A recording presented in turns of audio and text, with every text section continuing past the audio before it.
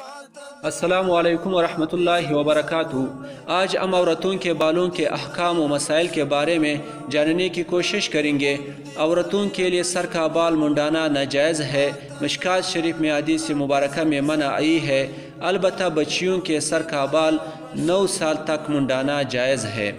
عورتوں کے لیے سر کے بال کاٹنا ناجائز ہے، البتہ بیماری کی وجہ سے یا بال کے جب 2 سر ہونے لگتے ہیں تو اصلاح کی خاطر صرف سرے کاٹنا جائز ہے، اور احرام سے نکلتے وقت انگلی کے 1 پورے کی بھی مقدار تمام سر کے بال کاٹنے کا حکم ہے، عام حالت میں جائز نہیں ہے۔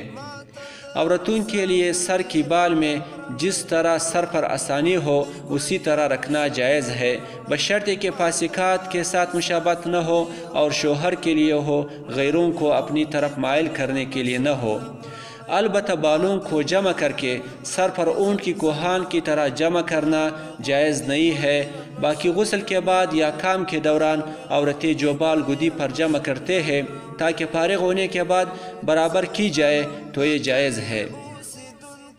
عورتوں کے لیے بویں نوچنا اور اس کو باریک بنانا جائز نہیں ہے، جس طرح کہ آج کل فیشن ہے۔ اس پر حدیث مبارکہ میں لعنت وارد ہوئی ہے، البتہ بہت گنی ہوئی ہو کہ عورت کی خوبصورتی کو بالکل ختم کرتی ہو یا آنکھوں میں آتی ہو تو پھر عام معمول میں لانے تک کاٹ سکتے ہیں۔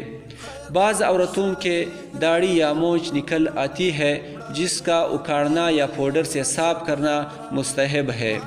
عورتوں کے لیے چہرے کے اور پالتو بال صاف کرنا تاکہ بد شکل نظر نہ آئے جائز ہے، لیکن شوہر کے لیے ہو، غیروں کے لیے نہ ہو۔